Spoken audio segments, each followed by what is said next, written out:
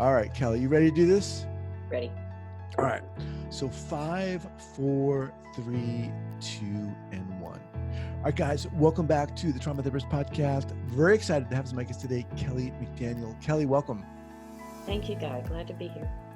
All right, so Kelly is a licensed professional counselor. She developed the term mother hunger in her first book, Ready to Heal, to name the attachment trauma between mother and daughter that creates an environment ripe for love addiction to grow. Since publication, Kelly speaks regularly at conferences to raise awareness about the cultural and relational complications facing women recovering from addictive habits. In her practice, Kelly offers individual healing intensive to support women healing mother hunger. Set for publication with Hay House in the summer of 2021, Kelly is currently writing her second book. All right, Kelly, welcome. Welcome once again. Thank you so much. Yeah, before we get going here, share with our listeners where you're from originally and then where you're calling from now. And let's get going. Well, great. Sure. I'm actually from East Tennessee, which a lot of people don't know much about that area unless they have some fondness for Dolly Parton. I grew up right in her backyard, basically. I didn't live there beyond age 14. And then I've been all over. But now I am back in Tennessee in Nashville. Oh. Yeah. With the tornadoes. Yes, Oh, which man. devastated everybody 2 days ago. Yes. Wow. Yeah, Freaky. I'm fine. But it's impacted my beloveds. Yes. Yeah. All My right. Well, it's good to hear you're clients okay. and yeah. Oh yeah. It's been an opportunity for the city to rally. All right. So let's get going here. Let's talk about how you got into this field. And I guess let's start with defining mother hunger, how that came about, and so forth. Okay, great. Two big questions in that question, like how did I Yeah. get in this field, and then how did I define mother hunger? So I'll just start with how I got into this. It's so interesting. Somehow around age 9, that's third grade, right? That's how I kind of know how old I was. I remember saying to my parents one night, I want to be a therapist. I have no idea how I knew what that is or was. I don't know. No one in my family was in therapy. We were not a particularly sophisticated family when it comes to psychology. Right. And my parents both at the same time kind of had this horrified look on their face and promptly talked me out of it. So it was a second career for me. I came back to this as I got older and wiser and still wanted to do it. How did I come up with the term mother hunger? That term actually found me when I was a young woman, actually in my first graduate program, which was I was studying English and women's studies at Georgetown University because I didn't know what else to do. So I love to read, I love to learn, and I stumbled into a women's studies course accidentally. Having grown up in the rural Southeast, I had no idea about gender issues at all. And I first heard Adrienne Rich, an author who wrote the book Of Woman Born. And in her book, there was a quote that I have quoted in Ready to Heal, and I'm quoting it again in my new book that says, "The essential female tragedy is the loss of a daughter to a mother and a mother to a daughter." And something in me broke wide open. Like I could feel my cells shift. And that I was probably 20 years old. So now 3 decades later, I have spent 30 years studying, learning, trying to figure out this mother-daughter attachment bond, what it is, how it impacts us. And the term mother hunger emerged from the research and the study when I was writing Ready to Heal. So you talked about being kind of impacted by this quote, profoundly impacted. Talk a little bit more about that. I mean, what's behind that? Just the idea that a mother and a daughter would be the core of any tragedy, essential core tragedy. I was studying English. I had taken so much Shakespeare. I knew a lot about tragedy, and I knew a lot about men and power and hierarchy and what goes on to take away center stage. None of those stories had anything to do with mothers and daughters. And like a lot of women, I grew up on Disney. None of those stories had anything to do with mothers and daughters. And the mothers we saw were cruel and The mothers that were kind were dead. So there just weren't models for what a mother does that helps her daughter become a woman. I mean, so, oftentimes when we're in the midst of something, it's difficult to see why it's resonating with us. I Yeah. mean, so many years later, are you able to look back and say, okay, so this is why this attracted me or lured me into this field, or into why that topic, mother daughter, got me?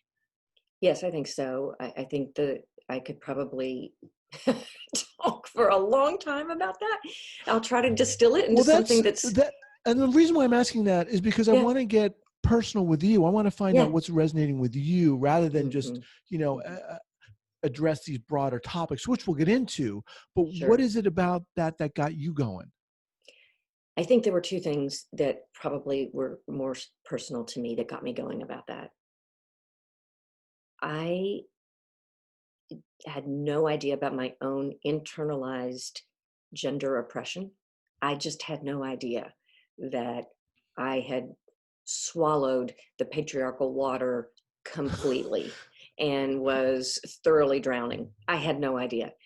And then I also had no idea that I was hurting because uh, my mother had been so compromised herself by her own upbringing that I was lost and lonely. And I just had no idea that the root of that started before I could even speak.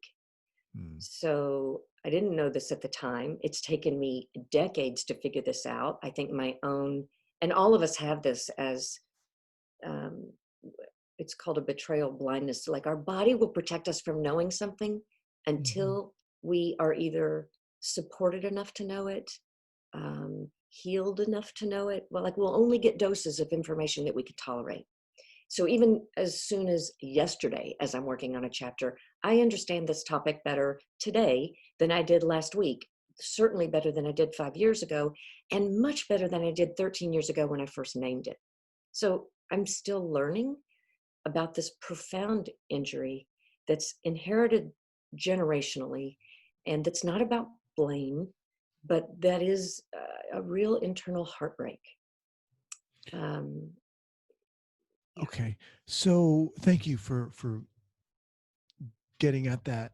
And stay with, pardon my ignorance here. So are we talking about attachment trauma in general, but that which has to do with the mother and daughter specifically? Let's keep going.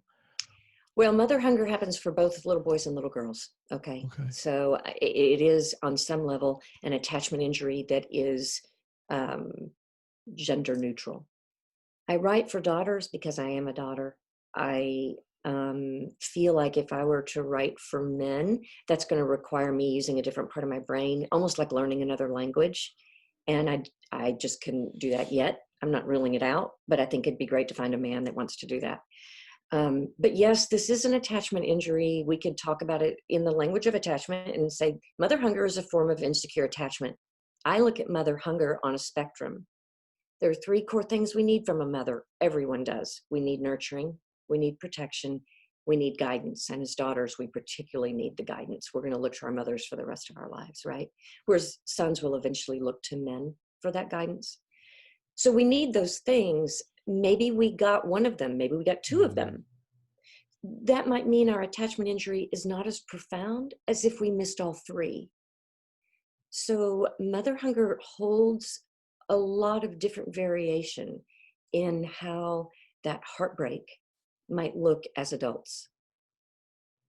And I'm even thinking about, for those people who can't even turn to their mother for those things for a That's right. variety of reasons, right? You That's said right. your mother was compromised. Right. I think most women are compromised in patriarchy. Okay. Most women come to the task of mothering with no idea, really, unless they had great secure attachment from their mother. I even looked up the definition of mothering, and here's what the Cambridge Dictionary tells us. I mean, I had to write it down because it's just so ridiculous. It says the process of caring for children the way a mother does. As Right. if mother is just somehow implicitly understood because we have mammary glands. I mean, now, the definition of nurturing comes from the Latin word nutrire, which means to suckle and cherish. So I think that's why we associate a certain kind of love with a mother. That doesn't mean a mother knows how to do it. If Mm-hmm. her mother didn't do it, certainly no one's teaching us how to do it. And I couldn't find a definition.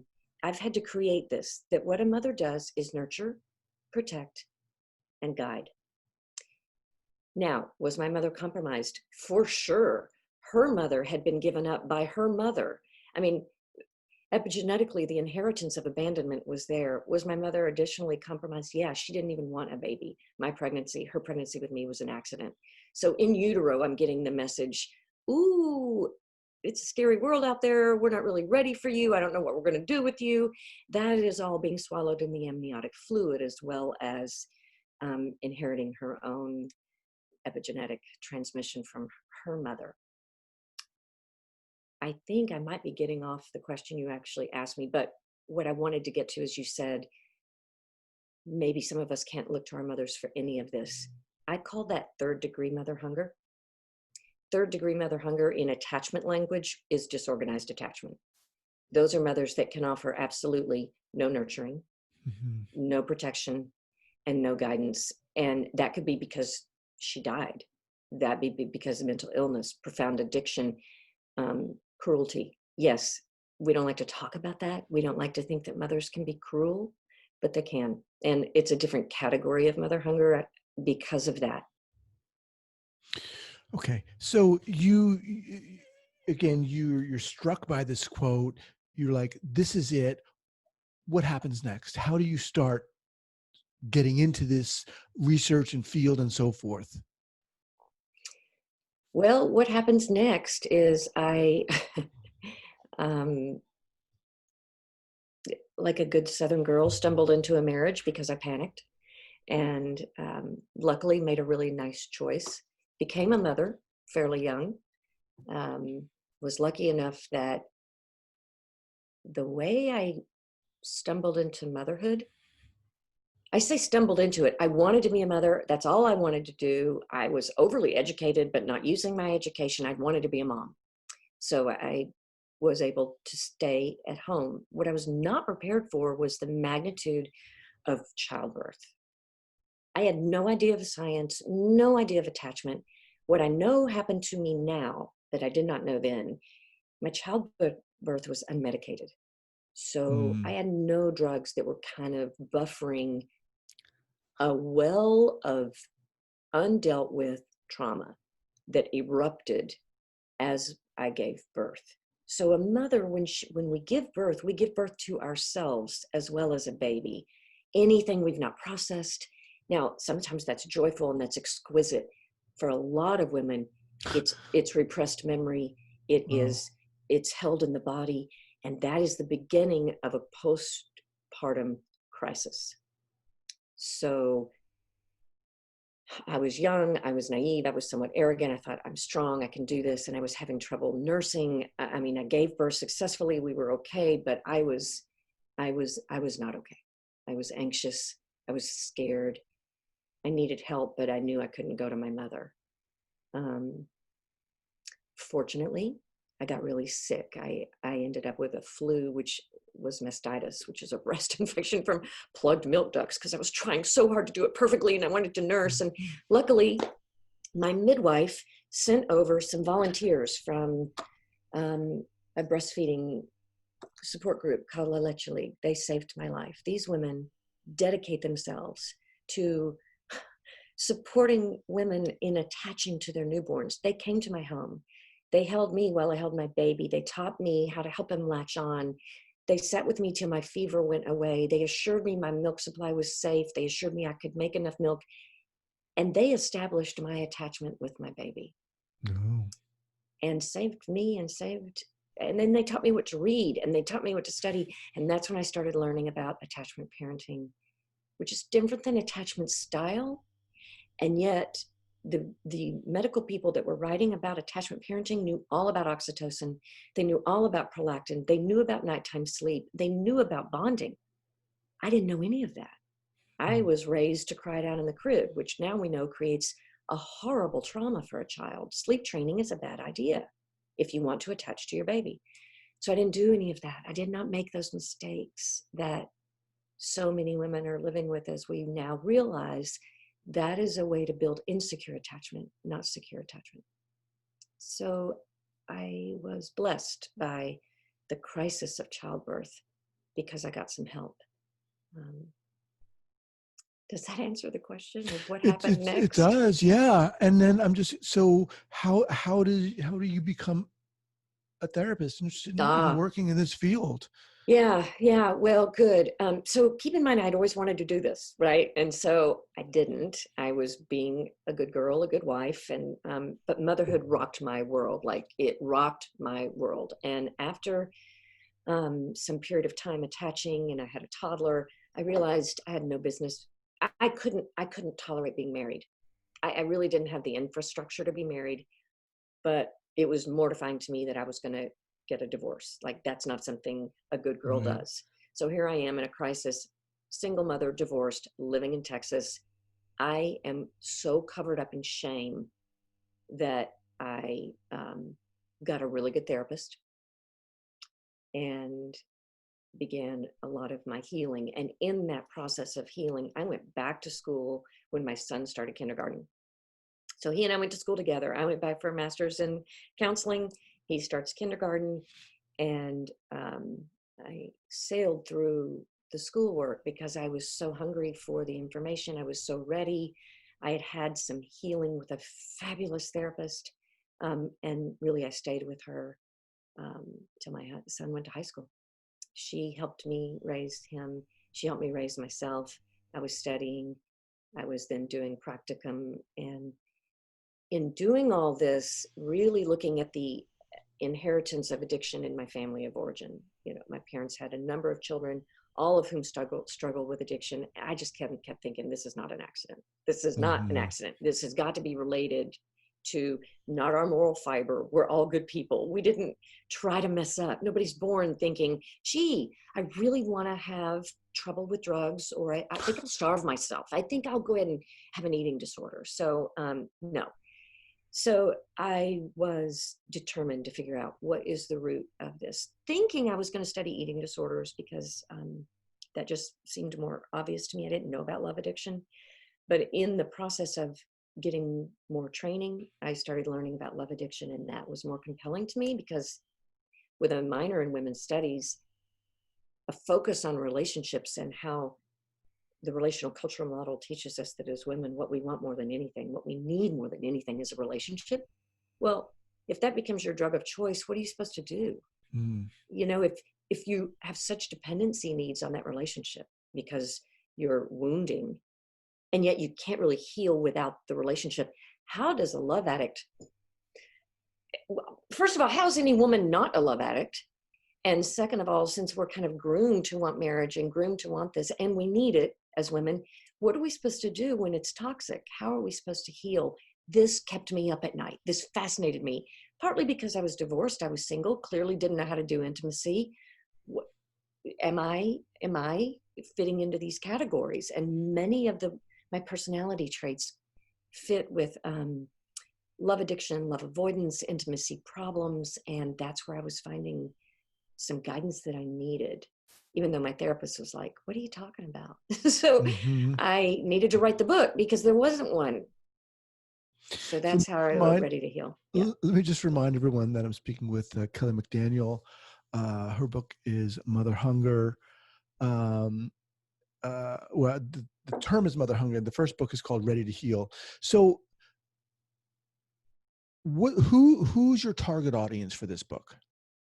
Yeah. Great question. Adult women. Adult women who are having challenges with anything, or just in general, adult women? Well, a guy, generally women who have secure attachment. These are women that do really well with relationships. They're satisfied in their lives. They have warm harmony with their mothers. aren't drawn to anything I'm talking about. They're not seeking therapy. I don't really meet them.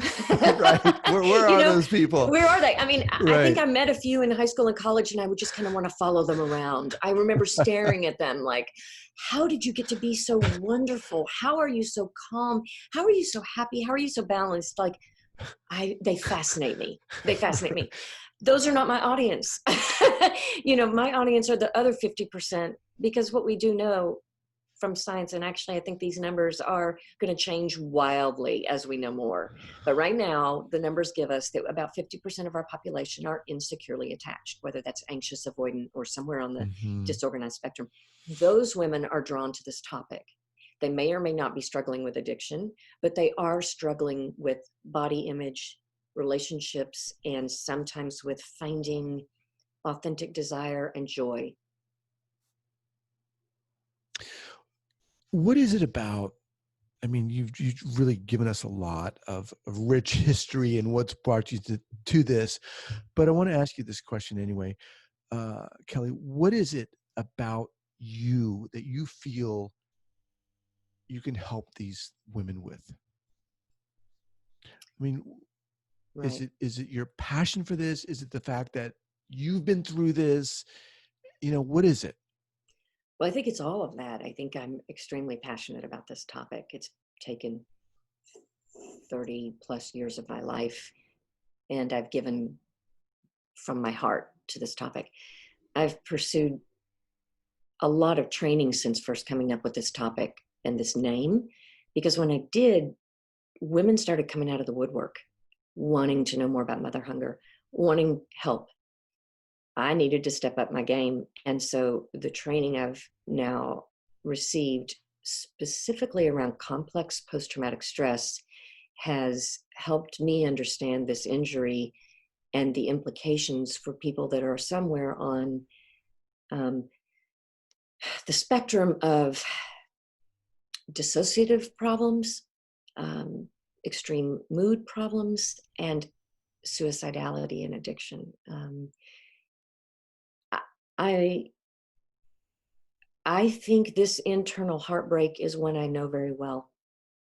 I can feel it every day when I write about mother hunger. There are days When I you don't. use that, excuse me, you use that Yeah, the term internal heartbreak. yeah, Some people might associate that with an intimate relationship. This yes. person broke. But are you talking about it in that way or a different way? Thank you for clarifying. Our first intimate relationship was with our mother.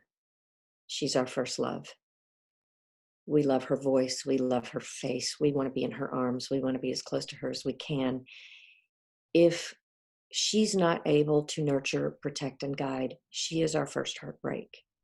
How our heart is broken by our mother is how our heart will break again and again and again with our friends and with our lovers. And it is a tragedy, one that I've lived, one that I'm healing from, and one because I'm finding my way through it, I can now write about it. I could not be writing about this if I weren't somehow finding Mm-hmm. relief and a way to then offer hope and healing.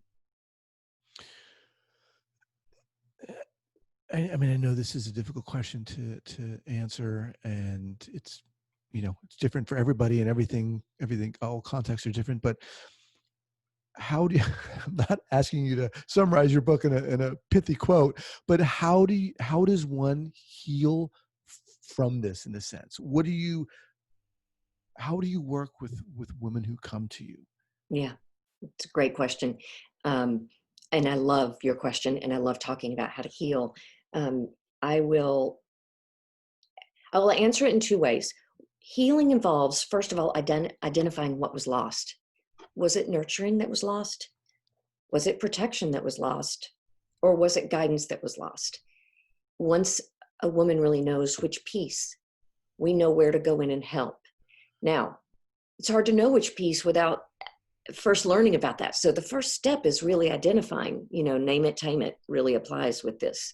Um, if a woman's missing all three, we're looking at healing disorganized attachment, right? And that's a much longer healing process than if we're only healing a lack of protection or a lack of nurturing. But I could go on and on about what's involved in healing those things. And if we have Mm. time, I can. But I want to address the other thing you said, which is what do I do, or what have I come up with? What kind of, to specifically address this wound? And I need to just say that I work with women who have already done a lot of fundamental psychotherapy.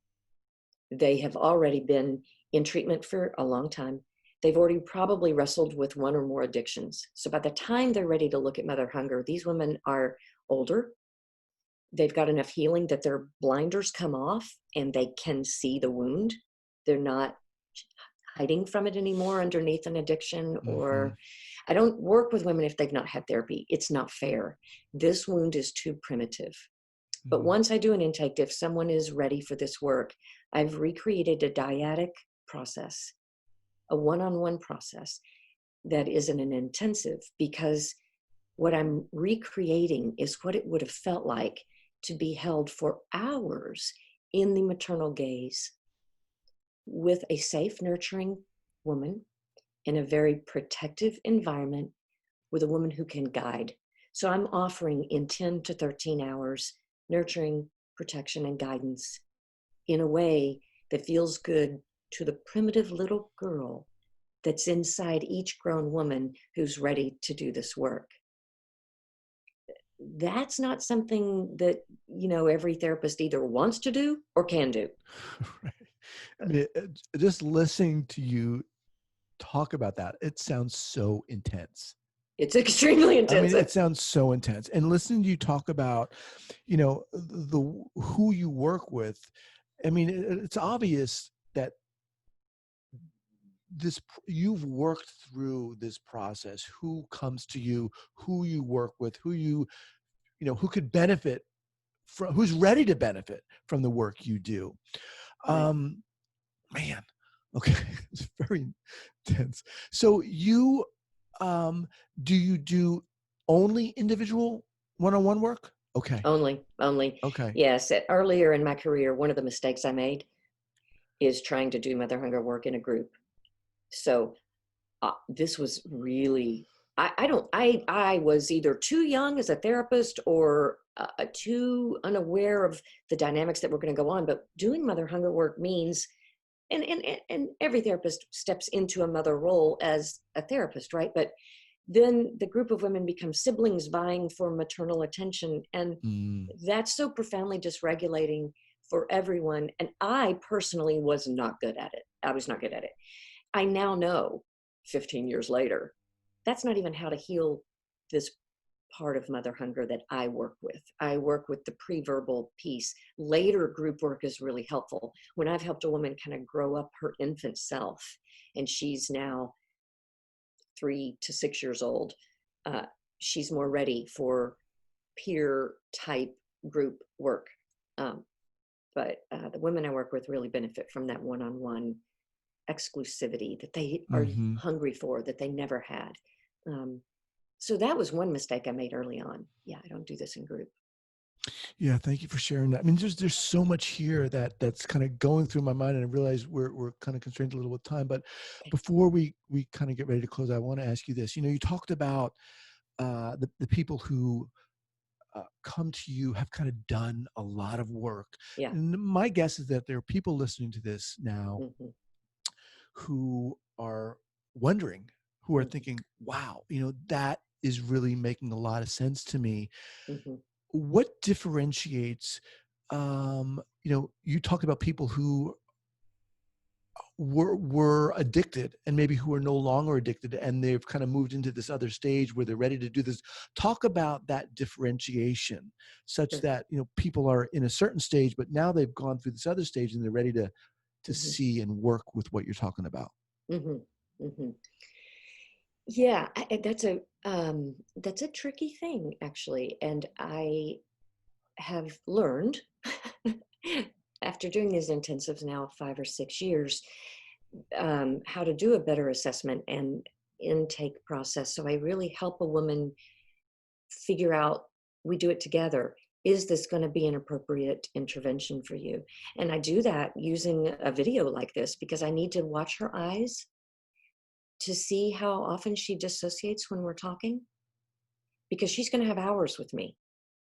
And if 1 hour in Zoom, I can tell that my presence is exactly what she's looking for. That's good information. If I can tell that my presence is profoundly dysregulating, she's not quite ready. I know that right away. And I'm gonna make other suggestions for her.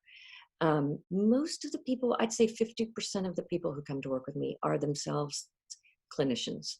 I mean, where does the wounded healer go when she herself realizes, I am out of tools? I need help. You know, I've worked a lot with therapists, so they've done a lot of their own work. Many of them, they are over the age of 50, and they are ready. They're ready. But the ones who are not clinicians, I make sure they already have a really good therapist. I've worked with their therapist before she comes to see me. I won't work with someone who doesn't go back home to a therapist, because whatever's going to come up in 2 days with me is going to need tending. It's not a 2-day fix.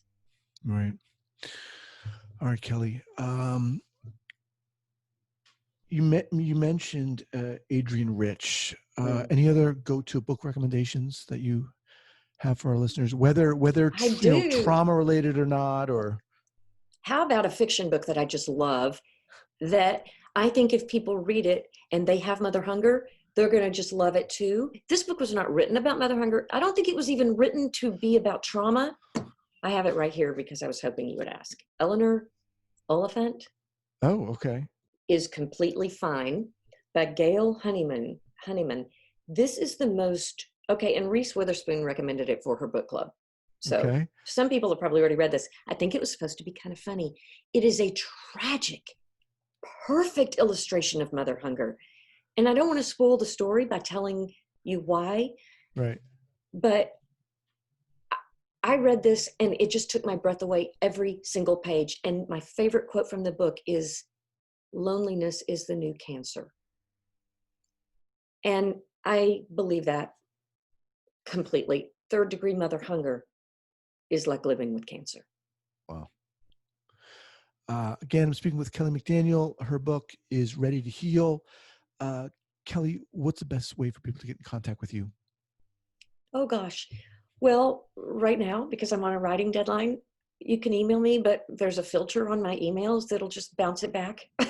And my intensives are on hold. I have a waiting list right now. So I'd love to hear. I'm on Instagram. Follow me on Instagram and like my page. That would thrill me. And I have some help responding there. They'll say, hey, Kelly, respond. And I do. It's kind of fun. It's new for me. But yeah.